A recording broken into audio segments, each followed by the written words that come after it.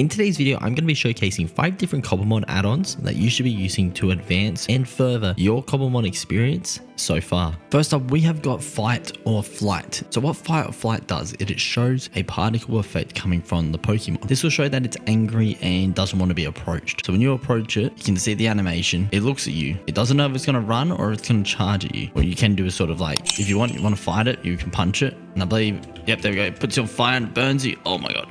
Oh, all right, we're going away. So you don't want to get too close to these Cobblemons or these Pokemons as per se, because well, they do harm you and they are a bit dangerous. So you run away as quick as possible. Unless of course you have a mon that is stronger than it, then obviously you can engage it in a battle, just like walking through tall grass. Now to me, this is a great first addition to make the game a bit more interactive instead of just going up to the mons and throwing balls at them. Gives you a little bit of scare factor as well when you're walking through a forest. Our next mod that we're going to be talking about is Poke Loot. Now as you can see, there is a Pokeball here on the ground. All you have to do with these items is you right click them, and as you can see, I've been given a rosette ball. Interesting. So the way that Poke Loot works, there is tiers, and you might be able to get the rarest of loot, which is indeed a Master Ball. For me, I've got one of the most common types, which is just a standard Pokeball at a 1x rate. So remember to keep an eye out for those Pokeballs on the ground, because you might get some extraordinary items or some really basic items, but you might need it. Our next mod is called PokeNav. Now you might have seen the PokeNav from multiple games. It is now in Cobblemon and it is brilliant. So instead of doing the /Pokemon check spawn,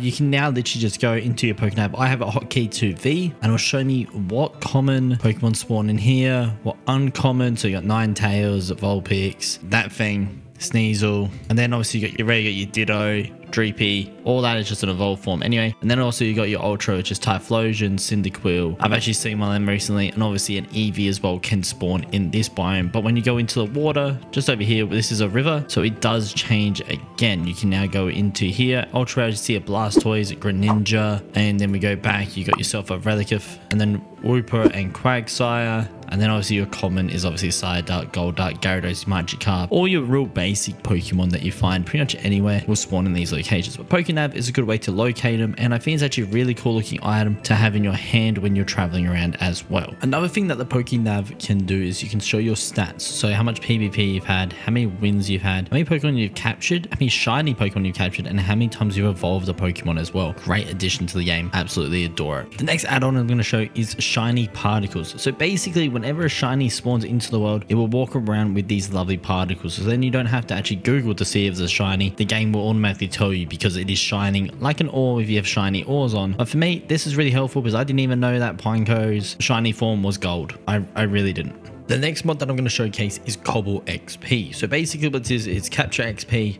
So if I spawn in a...